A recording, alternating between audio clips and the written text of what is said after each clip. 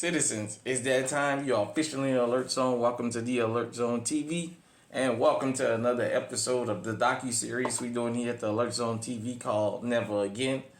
I'm the Wizard, Uncle James. I would love for you to be an active citizen, and you can do that by viewing the information, hitting the subscribe button, hitting the bell so you can be notified with all when we drop fire content, giving the video a like, sharing, commenting.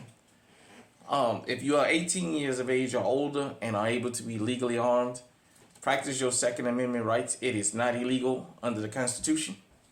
So, I got the Smith & Wesson SD9 Chamberlain 9mm.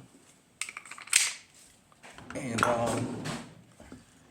before I start this episode, I want to shout out Ms. Williams, one of my son's teachers, and shout out to Sci-Fair School out in Houston, Texas. My son is a senior there. Shout out to him, J-Walk. I'm repping. He gave me his track shirt so you guys can see. So, in this episode, we're going to talk about somebody I call the handsome monster. And that is Ted Bundy. So, without further ado, okay, you guys know you can always go back and fact check and what have you. This is just to point you in the direction of where you need to go about certain things, but sometimes we do pick Wikipedia, so this is per Wikipedia. Theodore Robert Bundy, born November the 24th, 1946, died January the 24th, 1989, was an American serial killer who kidnapped, raped, and murdered dozens of young women and girls during the 1970s and possibly earlier. After more than a decade of denials, he confessed to 30 murders committed in 7 states between 1974 and 1978. His true victim total is unknown, which will be true. So, Bundy often employed charm to disguise his murderous intent when kidnapping victims and extended this tactic vis-a-vis law enforcement, the media, and the criminal justice system to maintain his claim of innocence. His usual technique involved approaching a female in public and luring her to a vehicle parked in a more secluded area, at which point she would be beaten unconscious, restrained with handcuffs, and taken elsewhere to be sexually assaulted and killed. To this end, Bundy typically simulated having a physical impairment, such as an injury, in order to convince his target that he was in need of assistance with something, or would dupe her into believing he was an authority figure.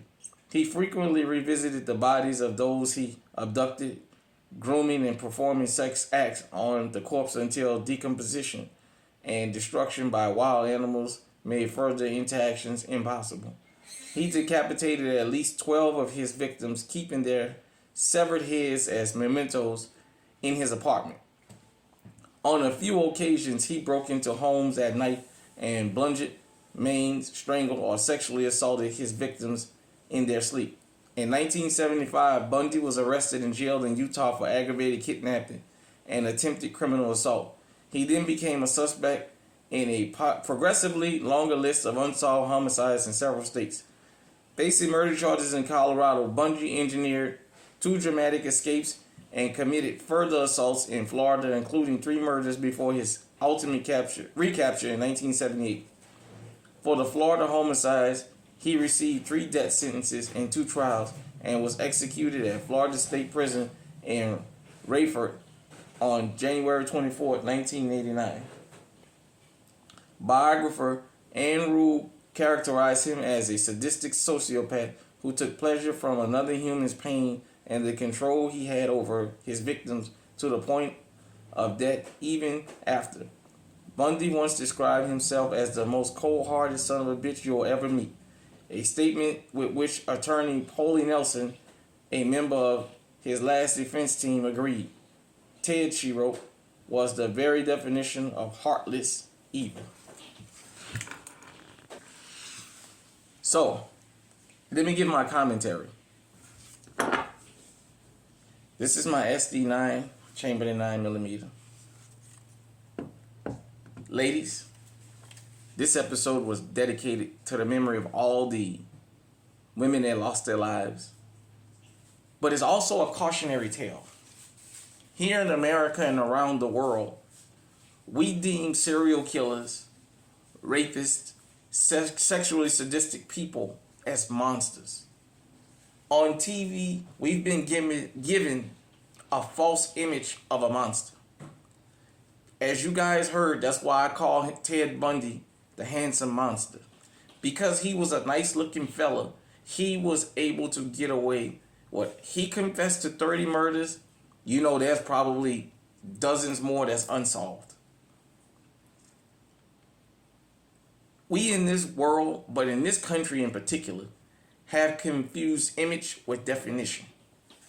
The image of a monster may not be the definition. The image of a thug is not the definition. A man sagging his pants with a bunch of tattoos standing on the corner screaming nigga is the image of a thug.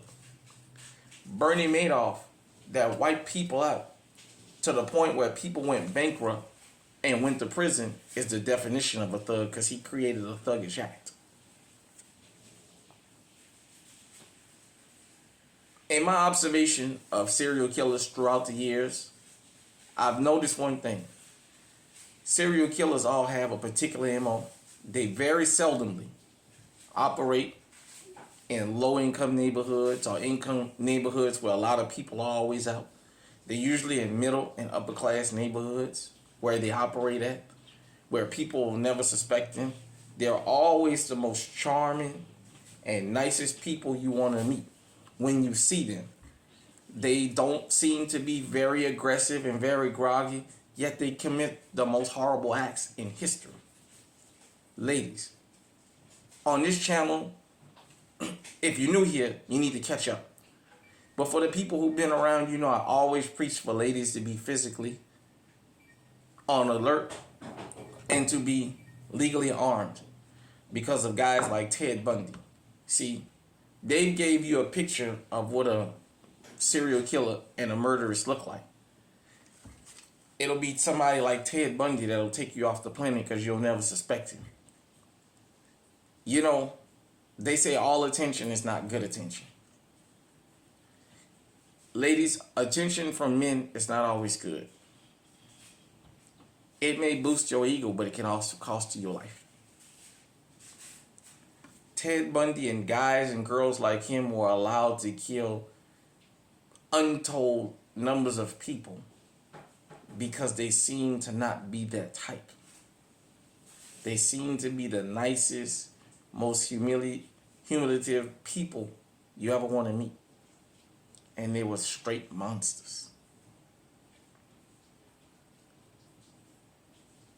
Hit me in the comment section and let me know what you think. Like I said again, shout out to Sci Fair out there in Houston, Texas. Shout out to my son's teacher, Miss Williams. Shout out to everybody that tunes in, that likes this.